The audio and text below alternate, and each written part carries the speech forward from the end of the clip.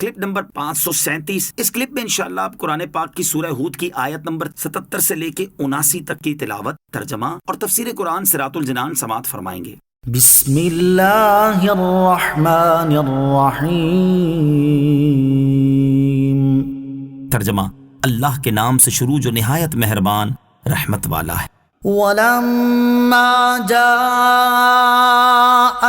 رُسُلُنَا لُوطًا سِيءَ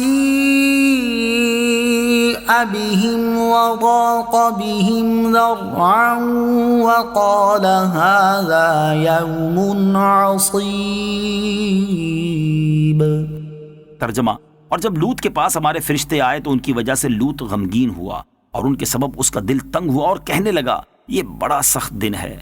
وَلَمَّا جَاءَتْ رُسُلُنَا لُوطًا، اور جب لوط کے پاس ہمارے فرشتے آئے، حضرت ابراہیم علیہ السلام کے پاس سے ہو کر فرشتے خوبصورت لڑکوں کی شکل میں حضرت لوط علیہ السلام کے پاس آئے۔ حضرت لوط علیہ السلام نے جب ان کی حیت اور حسن و جمال کو دیکھا تو قوم کی خباثت اور بد عملی کا خیال کر کے آپ علیہ السلام ان خوبصورت لڑکوں کی وجہ سے غمگین ہوئے اور ان کا دل تنگ ہوا، کیونکہ ایک تو وہ مہمان تھے اور دوسرے وہ انتہائی خوبصورت تھے۔ اس لیے ان کے بارے میں آپ علیہ السلام اپنی قوم کی طرف سے خوفزدہ ہوئے اور فرمانے لگے یہ بڑا سختی کا دن ہے۔ مروی ہے کہ فرشتوں کو اللہ تعالیٰ کی طرف سے حکم یہ تھا کہ وہ قوم لوط کو اس وقت تک ہلاک نہ کریں جب تک کہ حضرت لوط علیہ السلام خود اس قوم کی بد عملی پر 4 مرتبہ گواہی نہ دے۔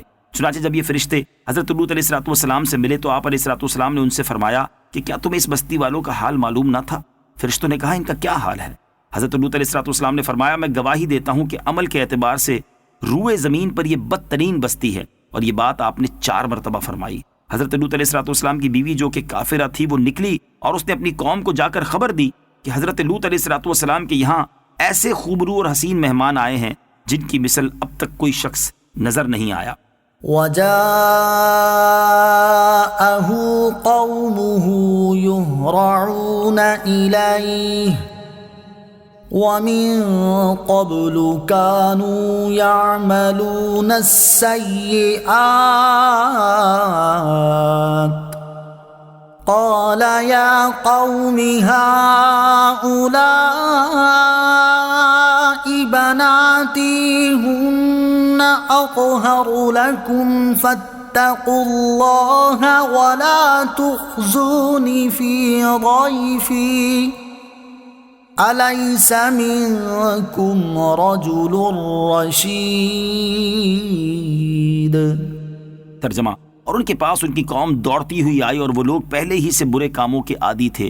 لوط نے فرمایا اے میری قوم، یہ میری قوم کی بیٹیاں ہیں، یہ تمہارے لیے پاکیزہ ہیں، تو اللہ سے ڈرو اور مجھے میرے مہمانوں میں رسوا نہ کرو۔ کیا تم میں کوئی ایک آدمی بھی نیک کردار والا نہیں؟ وَجَاءَهُ قَوْمُهُ يُهْرَعُونَ إِلَيْهِ، اور ان کے پاس ان کی قوم دوڑتی ہوئی آئی۔